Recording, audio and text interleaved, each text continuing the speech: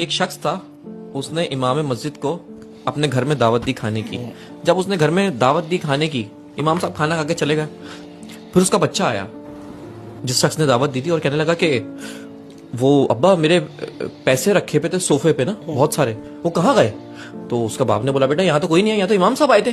تو اس بچے نے بولا کہ امام صاحب نے پیسے چرا لیے. اس کے باپ نے بولا کیا ہو گیا یار، وہ مسجد کے امام ہے، وہ ایسی حرکت کر ہی نہیں سکتے اور میں ان سے پوچھوں گا بھی نہیں، مجھے شرم آئی ان سے پوچھتے ہوئے.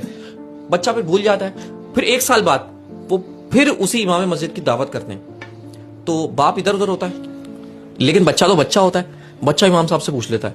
وہ کہتا ہے کہ امام صاحب برا نہیں مانیے گا، جب پچھلے سال آپ دعوت پہ آئے تھے تو میرے صوفے پہ بہت سارے پیسے پڑے ہوئے تھے، آپ کے جانے کے بعد وہ پیسے مجھے ملے نہیں.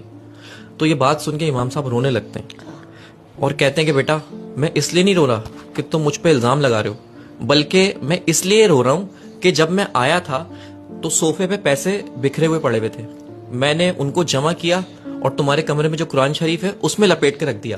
میں نے سوچا کہ قرآن تو انسان روز ہی کھولتا ہے، اس کو پیسے وہاں سے مل جائیں گے، لیکن میں اس بات پہ رو رہا ہوں کہ پورا ایک سال ہو گیا اور تم نے قرآن کھول کے نہیں دیکھا، اور جب بچہ قرآن شریف کھول کے دیکھتا ہے تو وہ پیسے اسی میں ہوتے ہیں.